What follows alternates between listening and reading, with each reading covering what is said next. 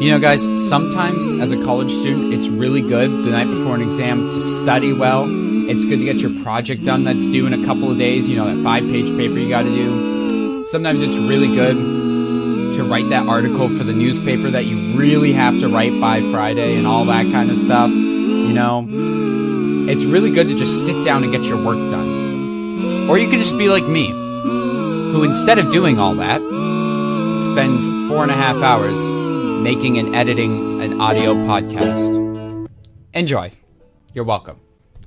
Hello and welcome to Bursting the Bubble. I'm Michael Lanier.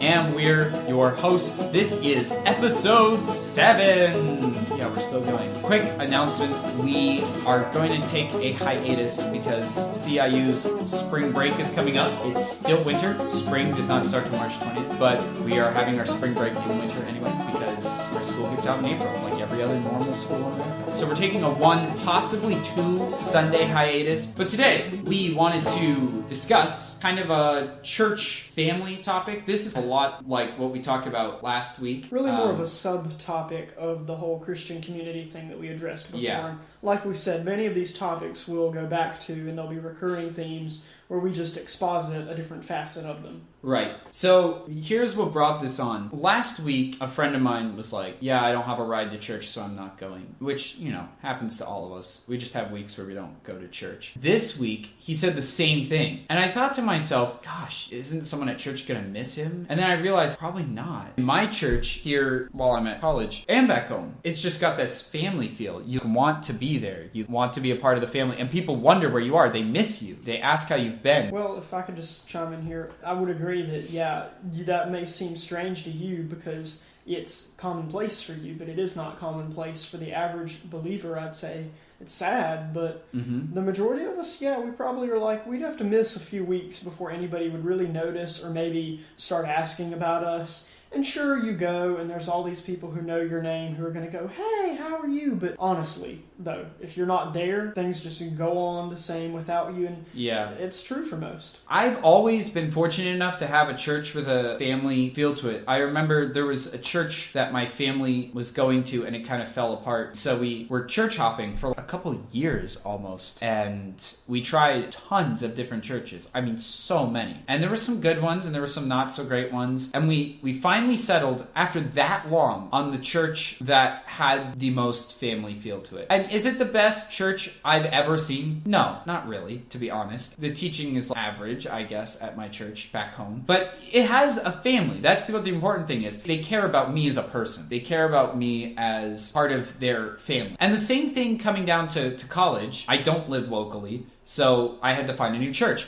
And my first semester at CIU, I went to a different church every single week of the first semester. Part of that was because we used to have a class called CIU 101 where you have to pick a church. And I didn't like that, but you would get a grade deduction if you didn't. Yeah, I kind of wanted to spite the professor. I was fortunate enough to already have a home church because I've lived here all my life, but I thought that it was rather restrictive as well, having only one semester to find a home church. I mean, it takes time, especially if you have a home church you're transitioning from. There's all these freshman rumors like, oh, they call the church, they keep up with it. I didn't know that wasn't true. They don't do that. But I was told that they do these freshman rumors, you know. So I wanted to spite the professor a little bit, so I went to a different church every week. I mean, I didn't really prove anything to the professor. I don't know why I did that. But the other reason is I'm not just going to go to some church and be like, yeah, I guess it's okay. And some people did. There's some people that committing to a home church is a serious issue. You know, you want to make sure that you're committed. I wound up at the end of the semester looking at all the churches I'd gone through. Oh, I remember that one. Ooh, I don't really. And the thing was, when my family church hopped, we stayed within our denomination. When I looked for churches here in Columbia, I went to different denominations. I'd never done that before. I didn't even know what liturgy was. I come from a charismatic background. I went to a Presbyterian church. I went to Baptist churches. I went to an Anglican church. And everyone at CIU knows which one I'm talking about. I mean, I tried so many different, because I'm like, who cares? I just want one that's going to care about me and people I can invest in and people who will invest in me. It's not purely selfish, but I wanted a family feel. And that's the church I decided on. And the church I decided on was non-denominational. I still go there after 3 years at CIU. Non-denominational, I never really had thought about. I just kind of thought, ooh, that could be potentially non-denominational, like a doorway to all sorts of weird stuff. But it really isn't. Actually, the church I go to is mostly a CIU/CBC, Columbia Bible College graduates. It's just like a little treasure trove of people who used to go to CIU or work here. The church itself, the teaching is great, but the main thing for me is that the people like me. I would be missed if I didn't go. And actually, a couple weeks ago, I wasn't feeling well, and so I didn't go, and I was missed. I went, actually, it was today, and we record this on Sunday. I went today, and people were asking me, oh, you feeling better,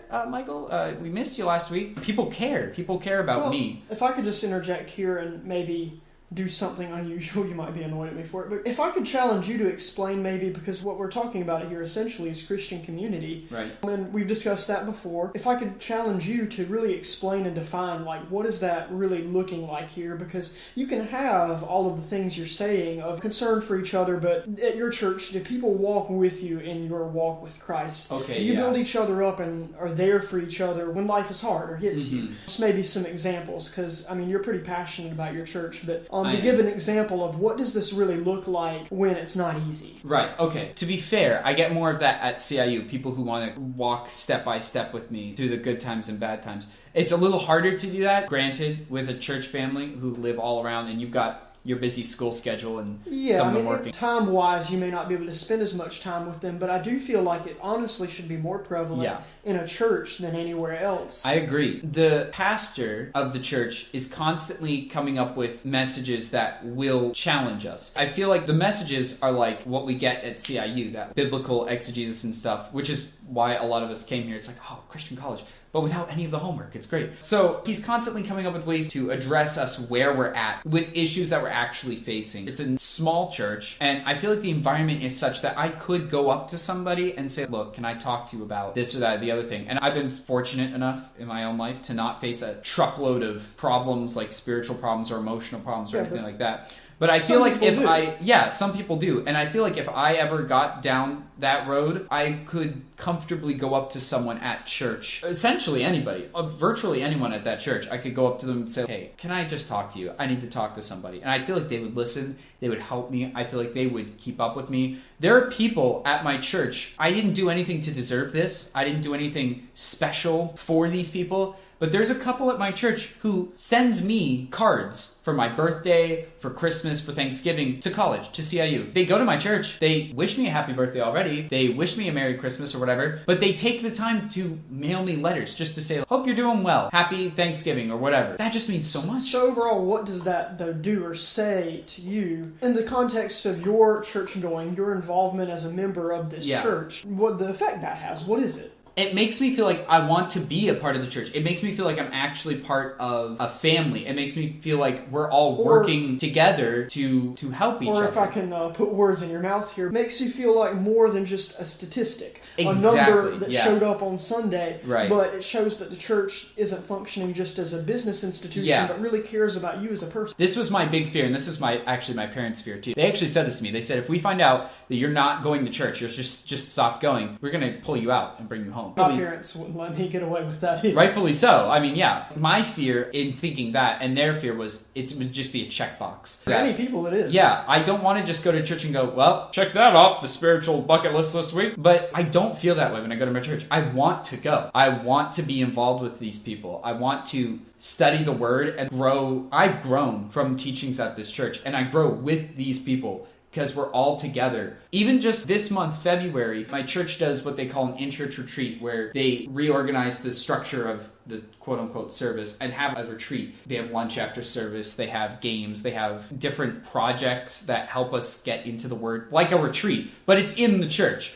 It's super cool, and it helps us get to know people so much better. Low-budget retreat. Yeah, because who could take a church of so many people, especially college students, to the mountains or whatever? But being creative about it. Right, and being creative about it. And I want to go. And after this month, now I know February is over now, but I still want to go. I'm going home for spring break because I don't have a choice. But I'd rather go to my church here, to be honest, than back home. Not that my church back home is bad. I like my church back home. But I want to go to this church here. I want to keep people like these in my life. It's almost like having the CIU community over at church, which is amazing because people always brag on the CIU community. And I will say that is the one thing I think, if you can get real fellowship and real community here that we've been kind of hammering out the last couple weeks, if you can get that with some people, that is what CIU does best. It might be a little difficult, but you have the chance. At church, that's even better. That's what church should be like. Again, I just feel comfortable talking to any of these people. And there have been people who have struggled. There have been people who have either struggled physically, he was hurt and can't come to church or whatever. There have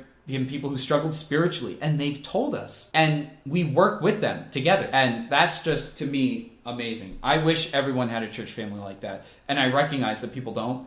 And I recognize that it's a need. Well, and maybe we can get into that in our second half of maybe why don't some people and how that looks like. So. Yeah, let's talk about that. But right after our song in the middle.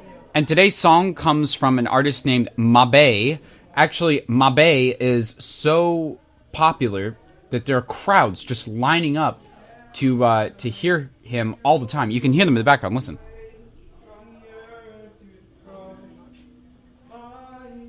He didn't write that song. Mah Bae sends a message saying, if you want to go out sometime, let me know. Actually, that's all it says. So he sent a song called Set a Song. Very creative title, if you ask me. So here we go. Here's Mah Bae with all of his fans listening, and Set a Song. Set a song down in my soul that must compose till I make it whole. I want more good music. I want more good music.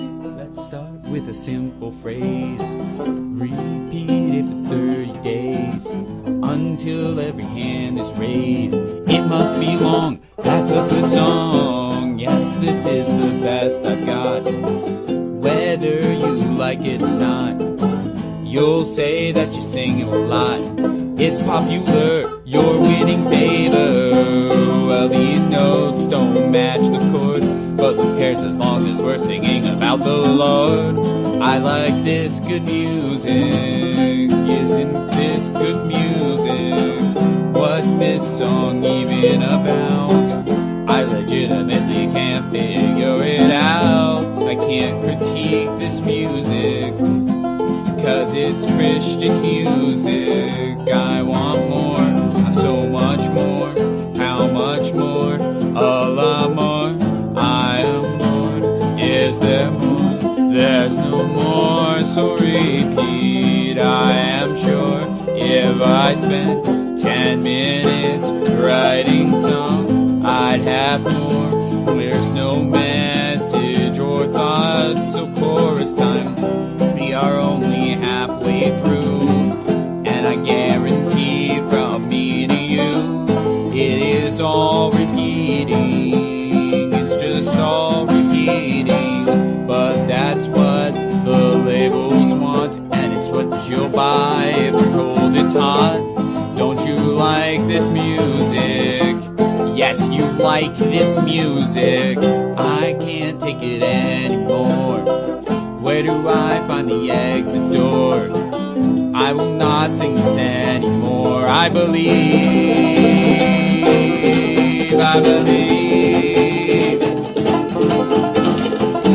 that song is taken away. This one is making my day. I can sing a real song. I'm celebrating. Here's 2 songs, not repetition. I can sing real loud, making glorious sound. Doesn't it sound sweet when the words repeat? Hold on just a sec.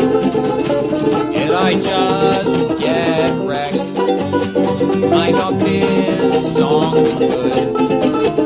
I guess I misunderstood. So forget it all. I'll just have a ball. It's easy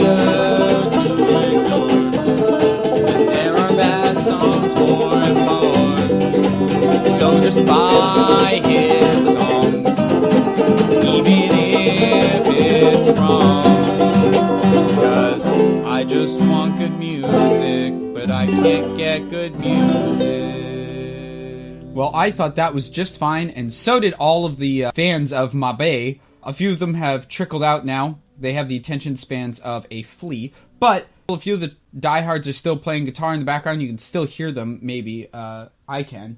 And all I have to say to Mah Bae is, you can take me out anytime. So now let's go back to the actual show. This is getting way too weird.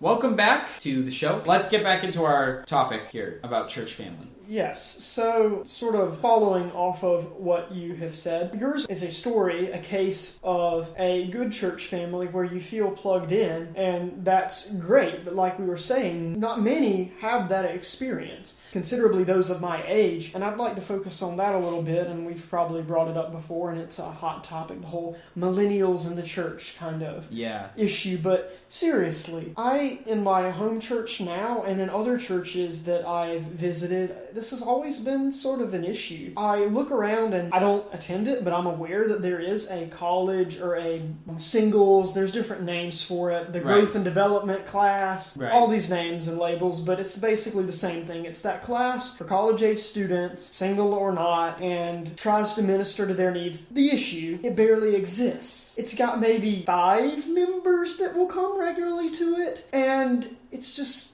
not thriving. It doesn't feel very supportive or anything. I tried it and ended up leaving and going to my parents' Sunday school. Hopefully they won't get mad at me for saying this, but it's for old people.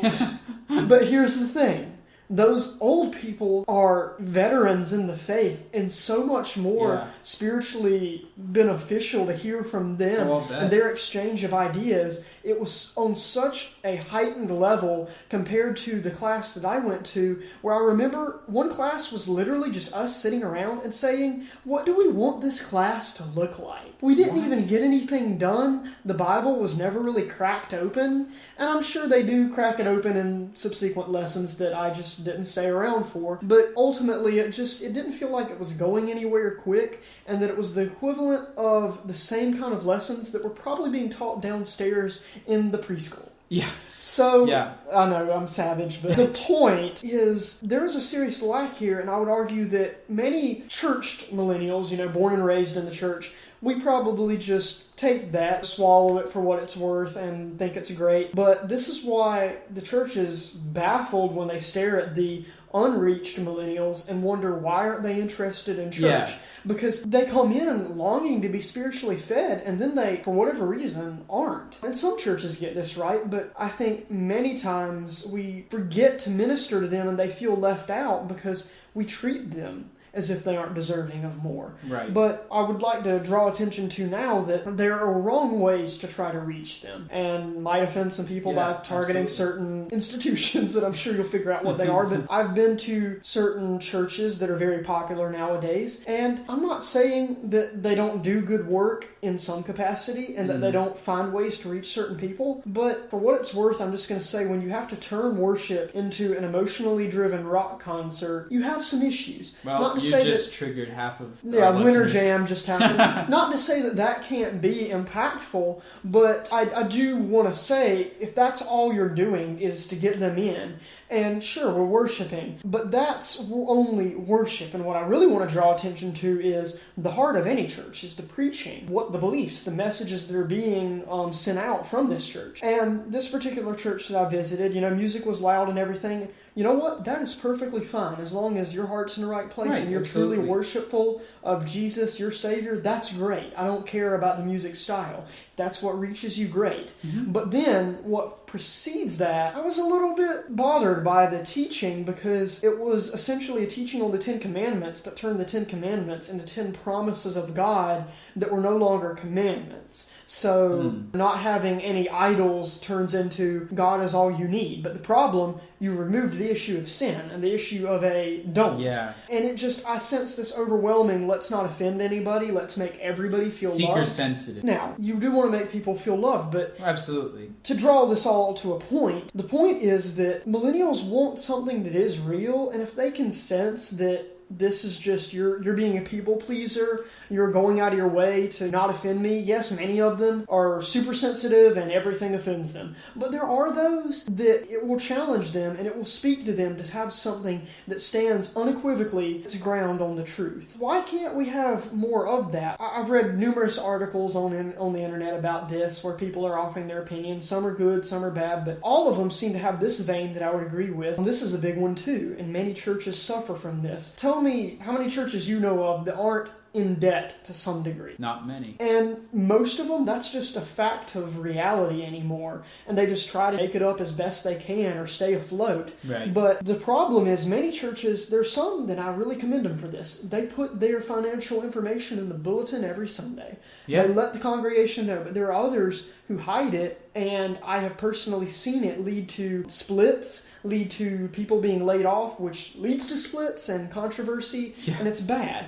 But let me tell you what that does to the millennials. We are disillusioned or disenfranchised, whatever the word is, with modern institutions and authorities and governments. Yeah. By and large, we that is true. look around us and all we're able to see is corruption because it's pretty widespread. It's running rampant in today's society. Right. So no institution is exempt from that. So when we look at a church, we wonder, what might this church be hiding? Where's the money going? Is it going to a good place? The millennial's not going to tithe if they can't believe their money's going to a good cause. Let me tell you, they care about the real stuff, the reaching the poor, the stuff Jesus cared about. They do look at the church and say, you're a hypocrite if you want my money, but you're not giving it in this way. You're not doing this with it. They don't want to see it squandered. And I'm not saying a church can be perfect in that, but they are definitely going to want to know that it's not being siphoned off anywhere. Absolutely. So transparency helps a lot. And a good way to see if your church is making good use of their money, how much do they give to missionaries? My church, both here in Columbia and back home where I live, have a wall where they display their missionaries. And there's at least 20 different families in both cases. And that's a great example. But both churches I go to are small churches, and we give so much to missions. And it just makes you feel like, yes, we're putting our money where our mouth is. If I could even challenge you with this, though, not that missions is by any means a bad thing, but one other point that I think millennials see a lot is missions is great, but if you're going overseas to help somebody whom you won't help if they were right down the street from you, they're going to point that out. Right, absolutely. They're going to say, if you're not able to reach those of us who are lost right here, if you're not able to reach your neighbor, that sticks out to them. So we're probably just rambling at this point, but there's a lot here that I think the modern church is just not able to wake up. And one of the biggest problems I think that millennials key in on that the church does is simply not acknowledging them at all, or not acknowledging that there is an issue. In order to address or fix any issue, you first have to point it out. And I think the church is just going, millennials, that's a fad. They'll get over themselves. They'll join. And like we were just talking about finances, as the older members of our churches, it's sad to say, but as they die off, and it's happening, okay? They're not immortal. And they're the pillars, the financial pillars of the church. When they die off, if the new members aren't coming in and aren't feeling that they can give of their money, and yes, Scripture commands us to do it, but they have a legitimate claim too when they're saying, I want to make sure that I'm not giving to something corrupt that's going to mismanage this. When that's happening, the church will fail. We won't be able to support ourselves. Right. The generation that we're coming into, we need the church. We okay? really need the America, church, it's turning. I think we're going to face persecution soon. This is how it all ties together. I think a lot of the reason we're ignoring problems is because church is that spiritual checklist. And a place of happiness. We don't want it to feel like a place of despair, and facing issues involves despair. It's just like, yeah, well, at least I go there, get a little uplift in my life, and then I can check off the box. Whatever. It involves despair, but it involves overcoming it. Right. And I think that church has become a commodity, not a community. I read that in... I wholeheartedly agree. CIU has a student publication called The Rambler, of which yours truly is the editor. And of which I am a writer. And of which Josh here is a writer. But someone wrote in the last one that church seems to have become a commodity, not a community. And I think if that changed, if it wasn't just, oh yeah, I go to church, get a little uplift. Well, if we were forced to realize how fortunate we are that we have church, if we stop treating it like an item in a store that we can just go and plop into our shopping cart, if we treat it like a community, like a family, like I want to be back at my church, this like I is was saying in the priceless. first half. Yeah, I was saying this in the first half. I want to be back at my church. I don't even want to go home over spring break because I just want to go to my church. I want to be here, stay plugged in. If we could come together as a community, as a family, then we want to face those problems. And like I was saying earlier, people in my church have confessed to the congregation, which isn't big, it's like a family, but they've confessed some really serious stuff. That only occurs in an environment that feels open and accepting. Not to say condoning of sin, but they help you. They fight the battle with you. Yeah, and they confessed it to the whole congregation, and we helped them. We helped those people. Let me just say, public confession anymore, not to be like Catholics. Practically unheard of. Yeah, not to be like Catholics where it's mandated, but Scripture does offer some precedent for this is a good thing.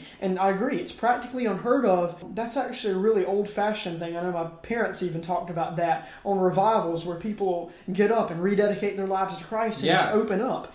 You don't see that anymore, and I would argue you don't see it because church feels in many cases not family-oriented, not welcoming and not forgiving. Absolutely. But when you are part of a family, part of a community, part of a unit that works together, that wants to see each other grow, and everyone is helping each other down this path we call the Christian walk, you want to fix these problems. You want to go out and do something, and you want to keep this church going, so you feel comfortable tithing to this church. You want to talk with people and grow as you help them grow. You want to be able to lean on each other and go out into the community and minister and do all of these things. Then your problems start to come together and be solved because you've got a team, you've got a family, you've got people you really want to work with. And there's no judgment there, hopefully. Right. And I think that's what church should be. It shouldn't be just, oh, yeah, that guy. Yeah, he hasn't been here in a month? Oh, no.